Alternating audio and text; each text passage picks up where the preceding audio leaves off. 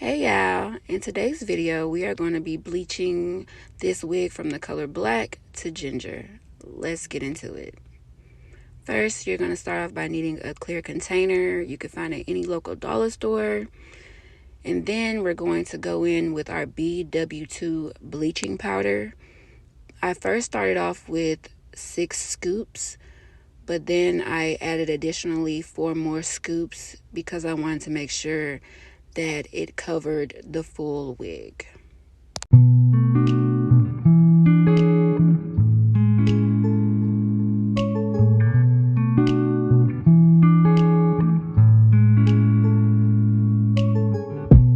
Now we are going to be going in with our 30 volume developer. Please be careful using 40. It can over process your wig and damage it. But I'm going to pour in a certain amount and mix it up, and as I continue to mix up the powder, I am just going to be pouring a little bit more developer along the way because I want it to have a good, nice consistency and thickness when I bleach my wig. Now we're going to place the wig into the mixture that we created. And as we do that, we're going to just turn the hair around, flip it, and make sure we massage that product into the wig.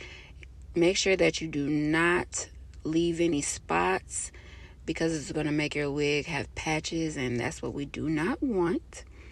But yes, just continue to mix it and massage it. Make sure it gets fully into the wig and every piece of hair. And then I also put some of the bleach to the lace. I didn't bleach the knots in the beginning, but I just decided to do it while I was going ahead and bleaching the rest of the wig. This part is optional, but I just decided to go ahead and do that and make sure that everything blends well. So as I continue to mix it, you can already see the hair is changing colors.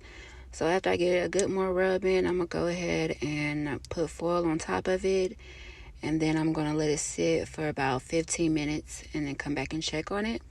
And then once I do, this is the results. And then I'm going to flip it around again just to make sure it gets all that product from the bottom of the bowl. And then I'm going to go ahead and cover it back up for an additional 10 minutes. Now to shampoo, we are going in with our Shimmer Lights shampoo. I did not put it directly on the hair, and at first I just put it in a container to wash it that way. I did not want the shampoo to change the hair to any other color or be purple. So I washed it that way the first time, and then for the second shampoo, I did apply it directly onto the wig. I felt like all the hair color would have washed out by then, so it would be okay to apply it on that wig directly the second time.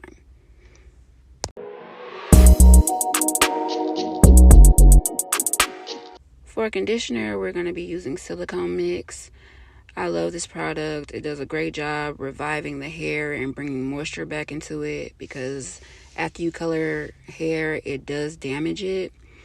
So it does a great job, bringing back that moisture into the hair.